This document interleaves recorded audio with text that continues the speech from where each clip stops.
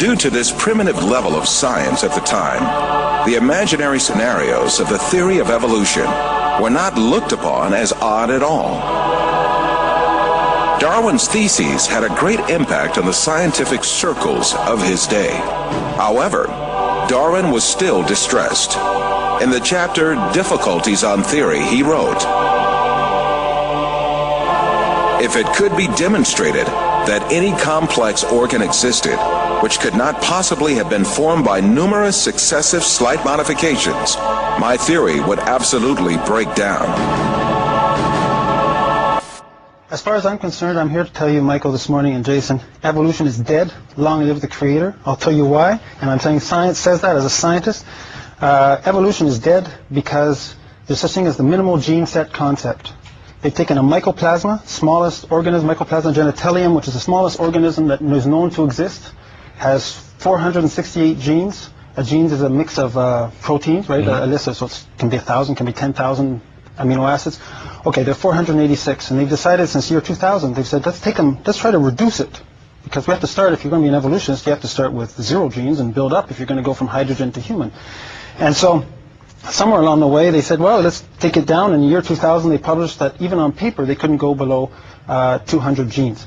On the 6th of January 2006 in Nature, they published that in reality, you could only go down to 397 genes.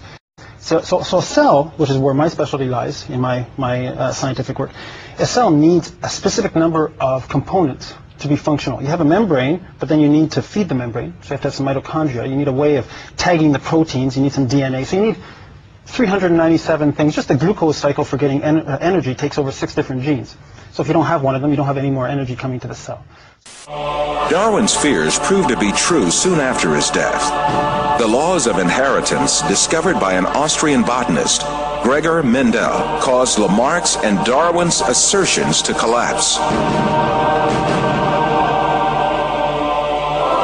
The science of genetics that developed at the beginning of the 20th century proved that it was not acquired physical traits, but only genes that were transmitted to subsequent generations. This discovery made it clear that a scenario suggesting that acquired traits accumulated from generation to generation and generated different living species was implausible. In other words, there were no inheritable variations for Darwin's proposed mechanism of natural selection to choose from.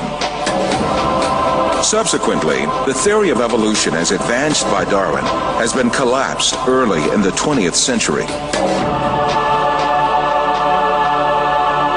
All the other efforts by evolutionists in the 20th century could do nothing but only confirm that natural selection had no evolutionary power.